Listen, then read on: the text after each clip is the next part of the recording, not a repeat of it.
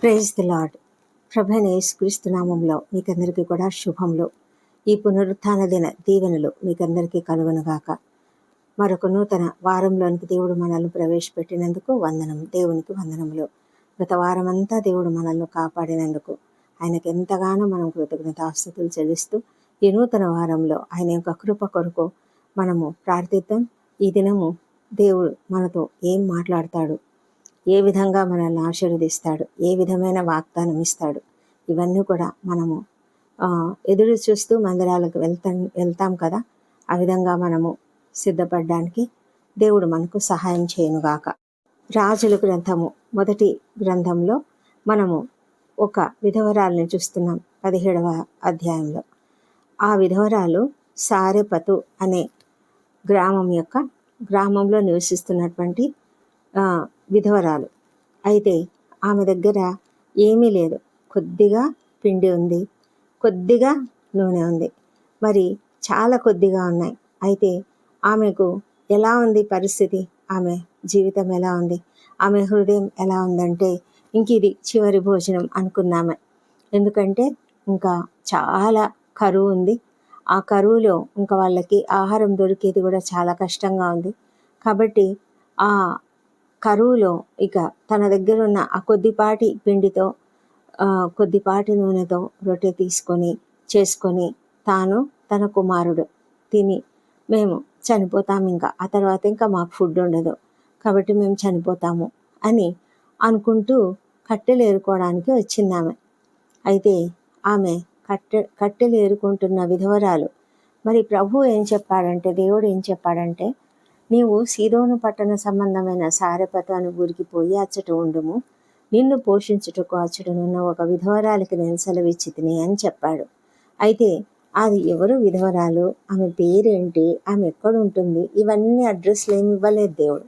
అయితే ఏలియా అక్కడికి వెళ్ళినప్పుడు అక్కడ ఒక విధవరాలు కట్టెలు ఏరుతూ ఉండడం చూసి ఆమెను పిలిచి త్రాగుటకై పాత్రతో కొంచెం నీళ్లు నాకు తీసుకొని రమ్మని వేడుకొన్నాడంట. అంటే బతిమలాడుకున్నాడు. ఎందుకంటే నీళ్ళు ఇవ్వడం కూడా చాలా కష్టమే. ఎందుకంటే ఆ పరిస్థితులు అలా ఉన్నాయి. మరి కరువు, భయంకరమైన కరువు, పంటలు పండడం లేదు, నీళ్లు లేవు, ఏమీ లేవు. అయితే అతడు నీళ్లు అడిగినప్పుడు ఆమె నీళ్లు తీసుకురావడానికి వెళ్తూ ఉంటే మళ్ళీ అతడు ఆమెను పిలిచి, ఆ ప్రవక్త అయిన ఏలియా ఆమెను పిలిచి అంటున్నాడు, నాకు ఒక రొట్టె ముక్కను నీ చేతిలో తీసుకొని రమ్మని చెప్పాడు. అంటే అప్పుడు ఆమె పరిస్థితి ఎలా ఉంటుంది? ఎవరో ఈయన పరదేశి, మరి ఇతడేమో వచ్చి ఈ విధంగా అడుగుతున్నాడు. అయితే అప్పట్లో ఆ కాలంలో అందరికీ కూడా దాతృత్వము, మరి ఆతిథ్యం ఇవ్వడం, ఇదంతా కూడా చాలా మంచి అలవాట్లు ఉండేవి. కానీ ఆ సమయంలో ఆమె ఆతిథ్యం ఇచ్చే స్థితిలో లేదు. అందుకే ఆమె చెప్తూ ఉంది, నా దగ్గర తొట్టిలో పట్టెడు పిండి, బుడ్డిలో కొంచెం నూనె ఉన్నాయి. ఈ కొద్ది పిండితో, ఆ కొద్ది నూనెతో నేను నా 2 అప్పాలు చేసుకుంటాను, ఒకటి నాకు, ఒకటి నా బిడ్డకు. ఆ తర్వాత మేము చనిపోతాము, ఎందుకంటే ఆ తర్వాత మాకు తినడానికి ఆహారం ఉండదు అని చెప్పింది. అప్పుడు ఏలియా ఆమెతో ఏమన్నాడంటే, భయపడవద్దు, పోయి నీవు చెప్పినట్లు చేయము. అయితే అందులో నాకు ఒక చిన్న అప్పం మొదట చేసి నా ఎద్దకు తీసుకొని రమ్ము, తర్వాత నీకును నీ బిడ్డకును అప్పములు చేసుకొనుము. ఎంత గొప్పగా అతను చెప్పాడు అంటే అదేమన్నా సాధ్యమా అనే విషయము మరి ఆమెకు అర్థమైందంటే, ముందుగా ఆయన ఏమన్నాడంటే, నువ్వు చెప్పినట్టు చెయ్యి, కానీ అందులో ఒక చిన్న అప్పం మొదట చేసి నాకు తీసుకురా, తర్వాత నీ కొడుక్కి నీవు చేసుకో అని చెప్పిన తర్వాత ఇంకొక మాట ఆయన చెప్పాడు.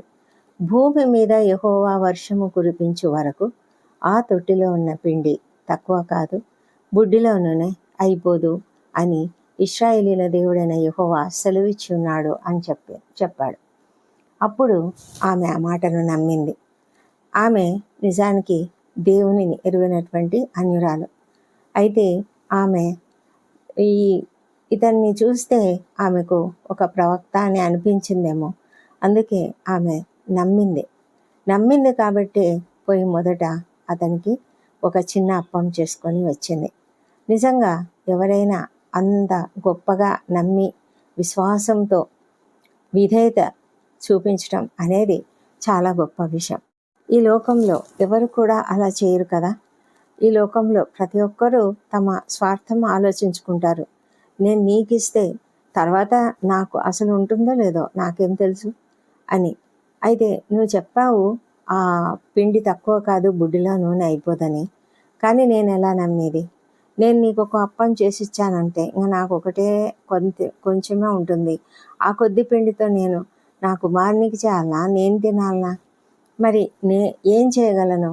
నేను ఏమి చేసి నేను ఈ సమస్యను పరిష్కరించుకోగలను అని అవన్నీ ఆమె ఏం ఆలోచించలేదు. కానీ ఆమె దేవుణ్ణి నమ్మింది, విశ్వాసం చూపించింది. అవును, దేవుడు మన విశ్వాసాన్ని చూస్తాడు. మనకు ఉందా లేదా అది కాదు ఆయన చూసేది.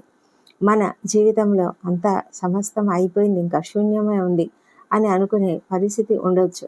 కానీ మన పరిస్థితిని ఆయన చూడడు. కానీ నీ విధేయతను దేవుడు చూస్తాడు. ఆ విధవరాలికి ఎక్కువ సమృద్ధిగా ఏం లేదు, కావలసిన కొంచెమే ఉంది. తొట్టిలో కొంత పట్టెడే ఉంది, మరి కొంచెం నూనె ఉంది. అంటే ఆ కొంచెమే ఇంకా ఒక్క అప్పానికి ఇద్దరికి 2 అప్పాలకే సరిపోతుంది. మరి ఈ విషయంలో ఆమెకు కంప్లీట్గా నిజంగా అది తనకు తెలుసు తన పరిస్థితి ఏంటో. అయినప్పటికీ కూడా ఆమె నమ్మింది. అయితే దేవుని యొక్క అద్భుతం చూడాలని ఆమె ఆశపడిందేమో. అయితే మనకు విశ్వాసం అనేది ఎప్పుడు స్టార్ట్ అవుతుందంటే అస్సలు మన దగ్గర ఏమీ లేనప్పుడే. అదే నిజమైన విశ్వాసం. ఎప్పుడైతే మనము అంత సమృద్ధిగా ఉన్నప్పుడు ఎన్ని రకాలైన ఎన్ని విధాలుగా అయినా మనం మాట్లాడతాం. కానీ నిజమైన విశ్వాసం మనకి ఎప్పుడు ఉంటుందంటే ఏమీ లేనప్పుడే ఉంటుంది. అప్పుడే మనము అనుభవించగలుగుతాము. విశ్వాసం ద్వారా మనం పొందుకునేటువంటి గొప్ప అద్భుతాలను మనము అనుభవించగలుగుతాము. మన ఎదుట ఏ భరోసా లేదు, ఏ ధైర్యము లేదు, ఏ నిశ్చయత లేదు. కానీ మనము దేవునిని నమ్మినట్లయితే దానిని చూడము, మనకున్నటువంటి అల్పత్వాన్ని చూడము, మనకున్నటువంటి కొరతను చూడము, లేమిని చూడము. కానీ దేవుని వైపే మనము చూడగలుగుతాము. ఆ చిన్న బాలుడు మరి యేసయ్యకు తన దగ్గర ఉన్న 5 రొట్టెలు 2 చేపలు ఇచ్చాడు. అంటే ఆ బిడ్డకు తెలుసు కదా, అన్ని వేల మందికి ఆ 5 రొట్టెలు 2 చేపలు సరిపోతాయా? సరిపోవు. కానీ ప్రభు అడిగాడు కాబట్టి ఇచ్చాడు అంతే. తన దగ్గర ఉన్న ఆ కొద్దినే ఇచ్చాడు. అదేవిధంగా మన జీవితాలలో మనకున్నటువంటి కొద్దిని మనము దేవునికి ఇవ్వగలిగితే దేవుడు తప్పకుండా మనకు సహాయం చేయగలుగుతాడు, చేస్తాడు అని మనం విశ్వసించాలి. ఆమె విశ్వసించింది. తన దగ్గర ఉన్న ఆ కొద్దిపాటి పిండి, ఆ కొద్దిపాటి నూనెను బట్టి ఆమె ఎంతగానో విశ్వసించి దేవునికి ఇచ్చేసింది. అండ్ దేవుడు తన యొక్క ఆకాశపు గదులను ఇప్పాడు. మరి ఆయన ఏం చేశాడు? ఒక్కసారి అంతా ఇవ్వలేదు. మన్నా గురించి కూడా మనకు తెలుసు కదా. ప్రతిరోజు ఎంత కావాలో అంతనే మన్నా కురిపించబడుతుంది. నీ కుటుంబానికి, నీ పిల్లలకు, నీకు అందరికీ సరిపడినంత మన్నా నీవు కూర్చుకోవచ్చు. ఒకవేళ ఎక్కువ కూర్చుకుంటే అది మిగలదు, తక్కువ కూర్చుకుంటే నీకేం తక్కువ కాదు, అంతా సరిపోతుంది. అలాంటి స్థితిలో మన్నాను అనే ఆహారాన్ని, ఒక దైవికమైన ఆహారాన్ని దేవుడు ఆకాశం నుంచి కురిపించాడు కదా.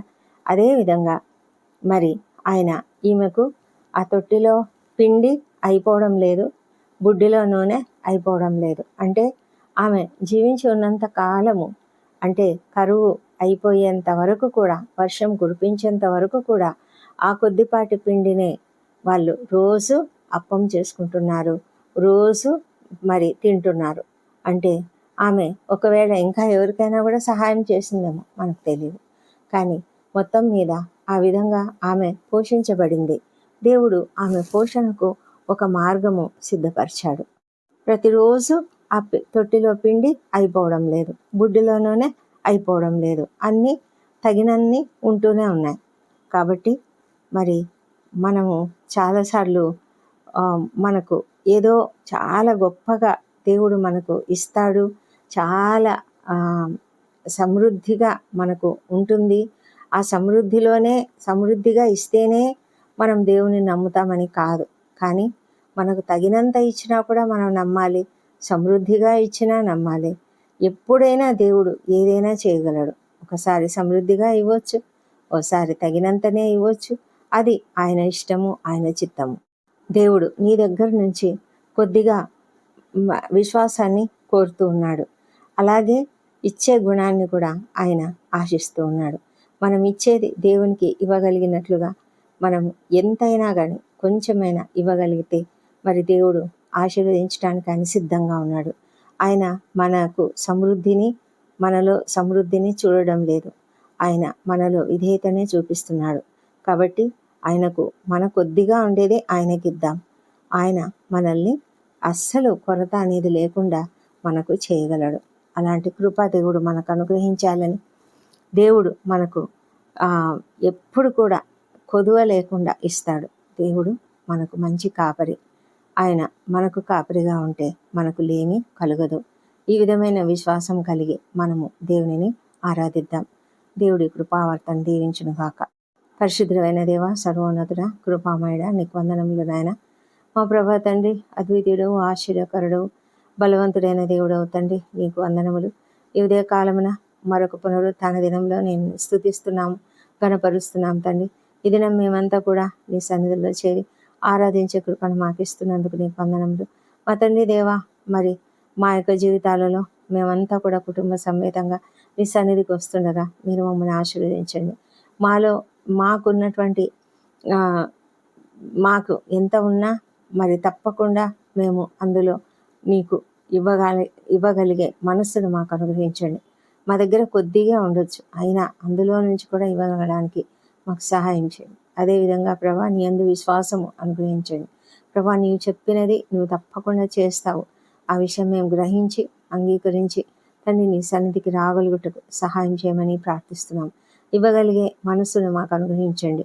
మా ప్రభా తండ్రి, మరి నీ సన్నిధిలో మేము ప్రార్థిస్తున్నాక మీరు మమ్మల్ని ఆశీర్వదించమని, మీ యొక్క ఆశీర్వాదములను మా పైన కుమ్మరించమని, వాగ్దానములతో మమ్మల్ని నింపమని, ప్రభానైనా మమ్మలను తృప్తిపరచమని మేము బ్రతిమాలుతున్నాం. ఈ దినము నాయన ప్రపంచమంతటా పరిచర్య జరుగుతున్నది తండ్రి. ప్రతి చోట వాక్యం ప్రకటించబడుతుంటుండగా ప్రతి ఒక్కరూ తెలుసుకొని అంగీకరించి తండ్రి నిన్ను తెలుసుకునేలాగా కృప చూపించండి. మీ సన్నిధికి వచ్చినట్లుగా వారి హృదయాలను ప్రేరేపించండి. మా ప్రభ, ఎవరైతే ఇంకా నిన్ను అంగీకరించలేదో వారందరి హృదయాలను తెరవండి. వారి హృదయాలలో కాఠిన్యం తొలగించండి. మా ప్రభా, నీ యందు భయభక్తులతో వారు జీవించడానికి సహాయం చేయమని, ప్రభా నిన్ను అంగీకరించే కృపను దయచేయమని, ఎవ్వరు కూడా వదిలిపెట్టబడకుండా తండ్రి ప్రతి ఒక్కరూ రక్షించబడాలని ఎంతగానో కోరుకుంటూ ప్రార్థిస్తున్నాం. ప్రభా, ఎంతోమంది నాయన ఈ లోకంలో రక్షణ లేక ఉన్నారు తండ్రి. యూదులు కూడా రక్షణ లేక ఉన్నారు. మా తండ్రి కృప చూపించమని ప్రతిమాలి అడుగుతుంటున్నాము. మా తండ్రి దేవా, మరి సేవకులందరినీ నీ యొక్క అభిషేకంతో నింపండి ప్రభా. ఆత్మాభిషేకంతో నింపి వారి యొక్క వాక్యము ఎంతో శక్తివంతంగా ఉండినట్లుగా సహాయం చేయండి. వారిని మీ నోటి బూరగా వాడుకోమని ప్రార్థిస్తున్నాం తండ్రి. మందిరంలో పరిచర్య చేస్తున్న మిగతా వాళ్ళని అందరినీ కూడా దీవించండి. ఏ చిన్న పని చేసిన వారినైనా మీరు దీవించే దేవుడు అంటున్నారు నాయన. మరి కుటుంబాలు అందరూ కూడా కుటుంబ సమేతంగా వస్తుండగా ప్రతి కుటుంబాన్ని మీరు ఆశీర్వదించండి. కుటుంబాలలో కలతలు లేకుండా కాపాడండి. ప్రతి కుటుంబం కూడా నీ కుటుంబంగా ఉండాలి తండ్రి. అపవాది ప్రతి కుటుంబంలో అనేకమైన సమస్యలు రేకెత్తిస్తూ ఎంతగానో విచ్ఛిన్నం చేయడానికి చూస్తుంటుండగా ప్రభానైనా అపవాది క్రియలను యేసునామములో లయం చేస్తున్నాము. మా ప్రభా తండ్రి, ఎవరైతే అనారోగ్యంతో ఉండి నీ సన్నిధికి రాలేని స్థితిలో ఉన్నారో వారిని అందరినీ మీరు స్వస్థపరచమని ప్రార్థిస్తున్నాం. ఎంతోమంది క్రిటికల్ కండిషన్స్లో హాస్పిటల్స్లో ఉన్నారు నాయన. వారిని కూడా మీరు కంప్లీట్గా స్వస్థపరచమని ప్రార్థిస్తున్నాం తండ్రి. ఎంతోమంది తమ సమస్యలు నీ సన్నిధిలో చెప్పుకుంటున్నారు, హృదయములను నీ సన్నిధిలో కుమ్మరించుకుంటున్నారు. మా ప్రభా, వారికి ఉన్న సమస్యలు మీరు ఎరుగుదురు. ప్రతి హృదయము నీ ఎదుట తెరిచిన పుస్తకంలాగా ఉన్నది మా ప్రభా. ప్రతి హృదయంలోని వేదన మీకు తెలుసు. ప్రతి ఒక్కరి వేదనను మీరు తీసేయగలరు మా ప్రభా. సహాయం చేయండి. ముఖ్యంగా ప్రభా, ఎంతోమంది అప్పుల సమస్యతో ఆర్థిక ఇబ్బందులతో ఉన్నారు మా తండ్రి దేవా. మరి వివాహంలో కాకుండా ఉన్నవారు ఎంతో దుఃఖంతో ఉన్నారు మా ప్రభా సంతానం లేని వారు నీ సన్నిధిలో మొరపెట్టుకుంటున్నారు. ఎన్నో రకాల సమస్యలతో, కుటుంబంలో కలతలతో, మా ప్రభా నాయన ఇంకా ఉద్యోగ జీవితంలో సమస్యలతో, అనేక సమస్యలతో ఉన్నారు తండ్రి. ప్రతి ఒక్కరిని కూడా వారి వారి సమస్యలు మీకు తెలుసు కనుక ప్రతి ఒక్కరిని కూడా మీరు దీవించి వారి సమస్యలను తీర్చమని ప్రార్థిస్తున్నాం తండ్రి. మా ప్రభా మరి చర్చెస్లో జరిగే ప్రతి పరిచర్యను కూడా మీరు దీవించమని వేడుకొంచున్నాము. మారుమూల ప్రాంతాల్లో ప్రభా ఏ సౌకర్యం లేని చోట కూడా ఎంతోమంది సేవకులు వెళ్ళి అక్కడ నీ సేవ చేస్తున్నారు. వారిని కూడా దీవించండి. వారి కుటుంబాలను మీరు ఆశ్రయించండి. ఏజెన్సీ ప్రాంతాల్లో, అడవి ప్రాంతాల్లో తండ్రి ఎంతోమంది సేవకులు పనిచేస్తున్నారు. వారిని అందరినీ మీరు దీవించండి. ఎక్కడ స్వార్థ ప్రకటించబడుతున్నదో అక్కడంతా కూడా మీ యొక్క ఆత్మ కార్యం జరిగించమని ప్రార్థిస్తున్నాం ప్రభా. ఎంతో వ్యతిరేకత ఎదుర్కొంటున్న ప్రతి సేవకుని సేవకురాలని ప్రభా మీరు జ్ఞాపకం చేసుకోండి తండ్రి. ఆ హింసలు దాడులన్నీ ఆపివేయమని ప్రార్థిస్తున్నాం తండ్రి. యుద్ధం జరుగుతున్నది మా ప్రభా, కృప చూపించండి. ఇశ్రాయేలీలు ఇంకా నమ్మలేదు. నిన్న నెతన్యాహు మాట్లాడిన మాటలు తండ్రి ఎంతో భయంకరంగా ఉన్నాయి. మా ప్రభా తండ్రి క్షమించండి. మా తండ్రి దేవా మరి వారంతా కూడా నిన్ను అంగీకరించి మరి నీ కొరకు ఎదురు చూసేవారుగా ఉండాలి ప్రభా. ఈ భయంకరమైన స్థితిలో వారు ఉండకుండా ప్రభా మీరు కృప చూపించమని ప్రార్థిస్తున్నాం తండ్రి. మా తండ్రి దేవా మాకందరికీ ఈ విధమైన ధన్యతనిచ్చి మేము నిన్ను తెలుసుకునే కృపను మాకు ఇచ్చారు నాయన. నీకు వందనములు చెల్లించుకుంటున్నాము. ప్రతి ఒక్కరికి మీరు అవకాశం ఇస్తున్నారు. ఇదే రక్షణ దినము, ఇదే సమయము, అనుకూల సమయము తండ్రి. అయితే ప్రభా ఇంకా నిన్ను అంగీకరించని అనేక మందిని ప్రభా నీ చేతులకు అప్పగిస్తున్నాం ప్రభా. దయ ఉంచండి, కృప చూపించమని ప్రార్థిస్తున్నాం తండ్రి. మా తండ్రి దేవా యుద్ధము సమాప్తమగునట్లుగా సహాయం చేయండి.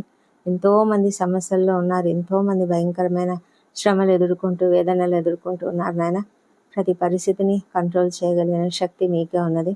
కృప చూపించమని వేడుకొంచున్నాం. ఈ దినమంతా కూడా నీ యొక్క దీవెనలు, నీ యొక్క ఆశీర్వాదములతో మేము సంతోషంగా గడిపి ఇంటికి వెళ్తుండగా మాకు తోడుగా ఉండమని కూడా వేడుకొంచున్నాము. నీ దీవెనలతో మమ్మలను పంపించండి. మా ప్రభా ఈ దినం బర్త్డేలు, వివాహాలను జరుపుకుంటున్న బిడ్డలను దీవించండి. గడిచిన సంవత్సరం అంతా మీరు వారికి చేసిన ప్రతి మేలును బట్టి నీకు వందనములు. రాబోయే సంవత్సరంలో ఇంకా అధికమైన మేలులను వారికి అనుగ్రహించమని ప్రార్థిస్తున్నాం. దేవా ప్రభా మరి నీవు అత్యధిక ప్రేమ కలిగిన దేవుడు, వారిపై నీ ముఖకాంతిని ప్రకాశింపజేసి సంతోషము, సమాధానం అనుగ్రహించండి. దేవా ప్రభా మా ప్రార్థనలన్నీ మీరు అంగీకరించి జవాబులు ఇచ్చినందుకు నీకు వందనములు. ఈ ప్రార్థనలన్నీ మా ప్రభువును, మా ప్రియ రక్షకుడు నైనా యేసుక్రీస్తు నామములో అడిగి పొంది ఉన్నామని నమ్ముతూ నీకు స్తోత్రం చెల్లిస్తున్నాం తండ్రి. Amen, amen. పునరుత్థాన దిన దీవెనలు అందరికీ, మనకందరికీ కలుగునుగాక. ఆమెన్.